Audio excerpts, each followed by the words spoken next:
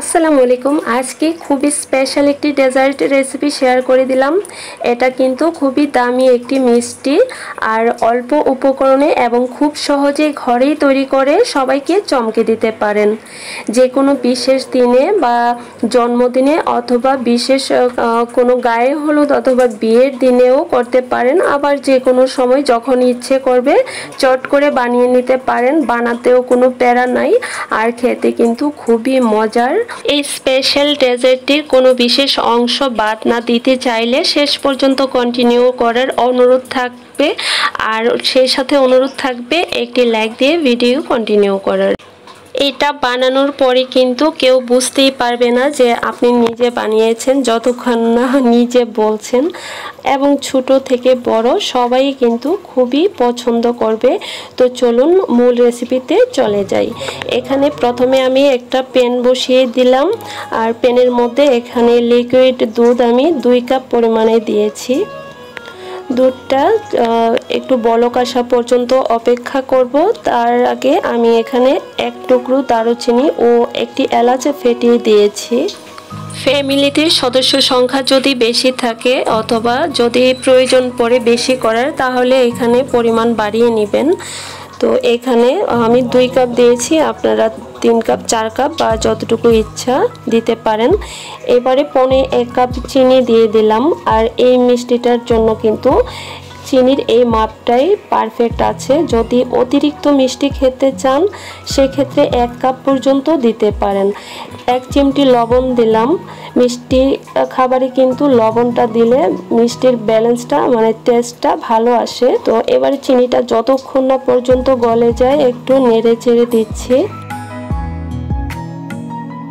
চিনিটা একটু ভালোভাবে গলে গেলেই হবে। আর এই পর্যায়ে কিন্তু চুলার আঁচটা মিডিয়ামে আছে, পরে চুলার আঁচটা কমিয়ে দিতে হবে।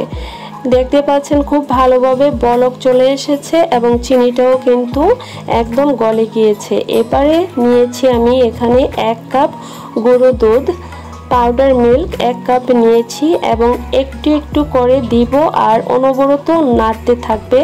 আর এই পর্যায়ে কিন্তু চুলার আঁচটা আমি একদম লোতে করে দিয়েছি এবং শেষ পর্যন্ত এখন থেকে শেষ পর্যন্ত কিন্তু লোতে রেখে পুরোটা কাজ কমপ্লিট করতে হবে।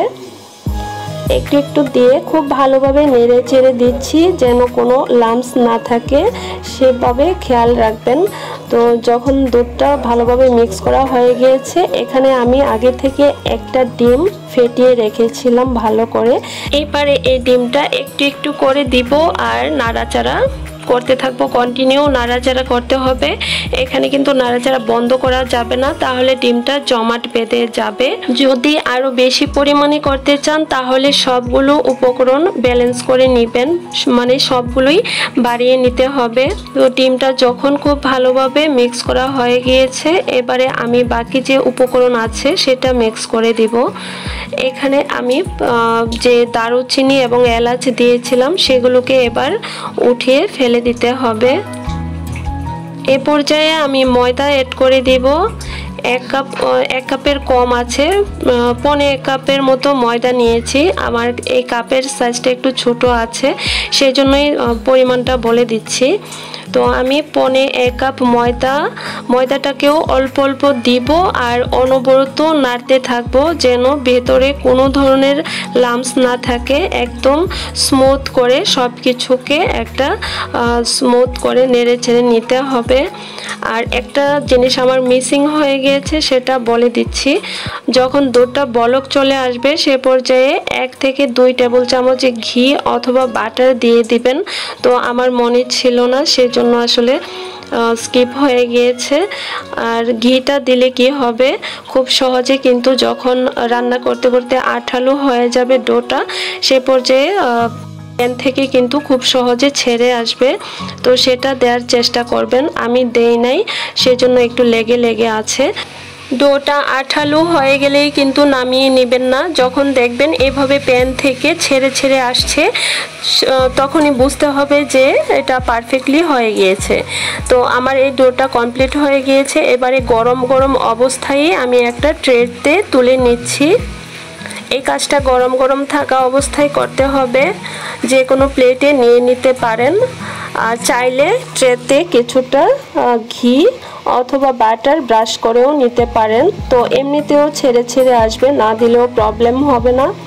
এবারে আমি একটা স্প্যাচুলা দিয়ে সমান করে দিচ্ছি, একটা সাইজ করে নিব, সুন্দর একটা শেপ দিয়ে নিব, তাহলে কাটার পরে দেখতে ভালো লাগবে।